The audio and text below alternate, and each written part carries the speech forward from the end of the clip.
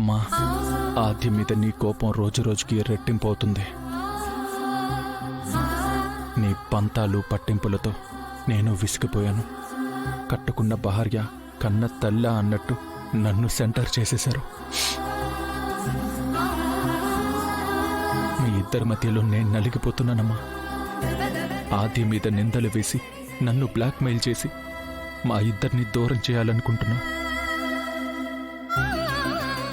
తల్లి కొడుకు ఆకలే కాదు, ఆశల్ని కూడా అర్థం చేసుకోవాలి. ఆద్యని పెళ్లి చేసుకున్నాక జీవితం అందంగా ఉంటుందనుకున్నాను. కానీ అంధకారంగా మారిపోయింది. చీకట్లు కమ్మిన ఈ జీవితం నాకిక వద్దు. నేను చచ్చిపోవాలనుకుంటున్నాను.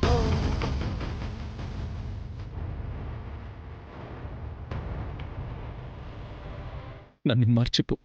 నాన్నని బాగా చూసుకో.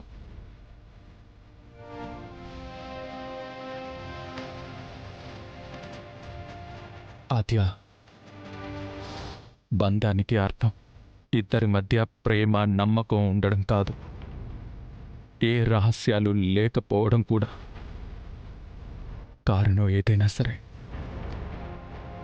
నువ్వు నా దగ్గర రహస్యాన్ని దాస్తున్నావు. మంచోడు కాదని తెలిసి కూడా ఆ ప్రభాస్ దగ్గరికి ఎందుకు వెళ్తున్నావు? అడిగితే ఎందుకు చెప్పట్లేదు ఆద్య? నువ్వు ఏ తప్పు చేయవని నాకు తెలుసు. నీ మీద నాకు అణువంతైనా అనుమానం లేదు.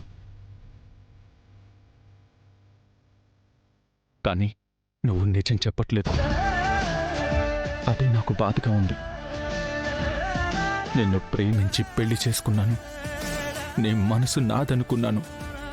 ఆ మనసులో నాకు తెలియని రహస్యాలుంటాయనుకోలేదు.